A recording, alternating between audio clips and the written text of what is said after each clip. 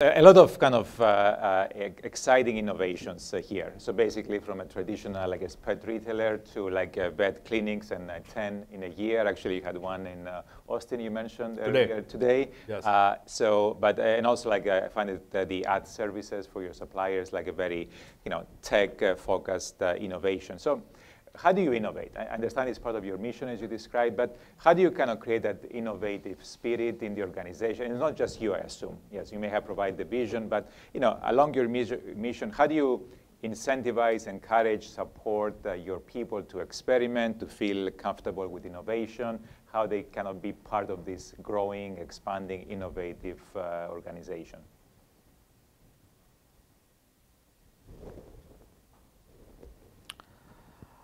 I feel it just like this notion of customer centricity should be embedded in your DNA, and it starts from the top. I feel innovation. So there's two types of innovation, and you could separate these words by saying process innovation or true inventiveness, or you could say product innovation and internal inventiveness, the culture of inventiveness. So I think by nature, I am a fairly restless person. When I used to work on kind of my opportunities, I would say, I don't stop and smell the roses. The team would achieve something pretty significant, or I would achieve something pretty significant as a personal milestone. And I'd probably pause on it for 3 minutes, and then I'd say, great, what's next? And so, there's a restlessness, an ambition, a fear of failing, and it's a combination of all of that essentially drives you personally, or it drives me personally. And I am not shy about redirecting it towards the organization. Yeah. And so as a result, Chewy is a pretty intense organization. Yes, we're super empathetic and conscious and team member forward. At the same time, as a culture, we're competitive, we're intense, we're rigorously analytical, and so and we live in a constant state of discomfort. Right? How can we improve a certain thing? How can we launch the next thing?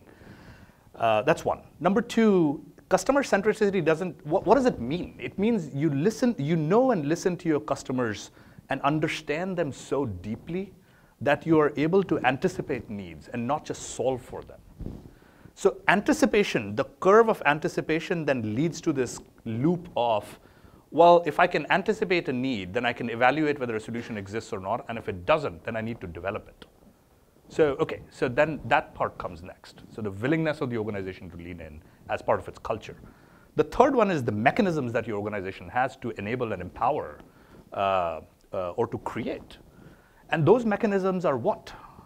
First, you have to have so if you're a consumer tech company, which we consider ourselves to be, you have to have a tech platform. So as I was saying, in 2018, our data was all over the place. We were 100% on-prem, and we were 100% monolithic architecture. What that basically means is you're looking at 1 million lines of code, and if you have to develop a new product, you would go to the tech team, and the tech team would say, come back and talk to me in 6 months. I've got this backlog I need to get to. It means another thing. If your code is wrong, you have to basically sift through all of these lines of code to be able to say, where exactly is this wrong? So the process of quality checks takes long. The quality of code release and production takes a really long time. So fast forward 2 years later, we are 100% on the cloud. We are completely services-oriented architecture. We have our data completely integrated. And at this particular point, we are a nimble, service-oriented, agile architecture and a decentralized tech platform. Right? So what does that do? It then breaks that code down from 1 million lines of code to 10,000 lines of code. And these codes are present in what you would call boxes, right, that are loaded up into a server in the cloud. Right? So containers. So decentralized teams can now come in and code into it. So if you have an idea and you come to me, and I find that idea interesting, I can pretty much work on this on a weekend if I wanted to. Yeah. And so it's this sort of like, is your company ready for this type of, the mechanisms, are they ready or not? So I would say it's those three things. Yes.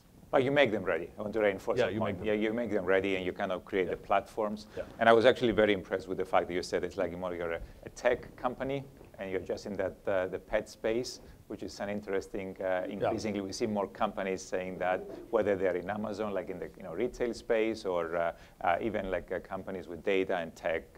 So that actually is actually very powerful. A lot of companies say that because I mean, obviously, it attracts different types of valuations. Yes. But when we say, we're a consumer tech company, it's because if you look at Chewy, we have roughly 3,000 people. Half of our workforce is tech, product, and data science. Everything that we've launched in the last 5 years, 95% of it we've built. We have a bit of a bias for building. We believe it helps us control the experience or anticipate the experience a little bit better. So we have a mindset of being a consumer tech or consumer tech-led organization.